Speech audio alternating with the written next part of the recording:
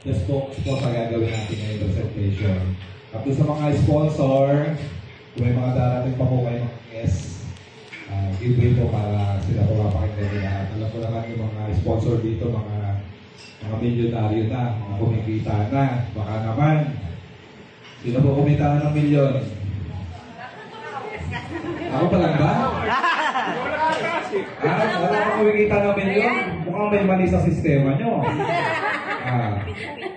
Yung iba kasi sinisistema pa yung sistema na maganda na po yung sistema natin. Huwag nyo na pong sistemahin pa. So, napakaganda ng opportunity na ibibigay sa atin ngayon ni Baltoro, especially ni Press Kelly. So, konting tsaga na lang po. Yung mga pangarap nyo, mamaya bubuhayin natin lahat yan. Okay po ba yun? Yes! Sino gusto ng 1,000? Wala, kaunti talaga. Ayaw. Lahat na nagtaas yan. Pwede nating bigyan. Sino gusto ng 1,000? Ayan, alive na sila. Hallelujah! Pag pera talaga, nagigising kayo eh. Nakikita ako sa mga... Claro! Palakpakan natin.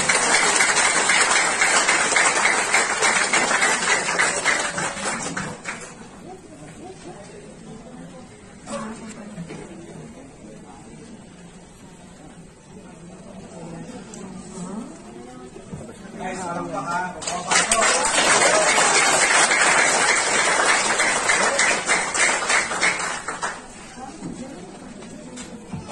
Bakit parang ang dami nyo? Ang dami nyo naman.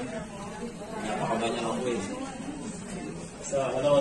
So, first of all, wow, the series is beautiful, which just makes me feel a bit more easier.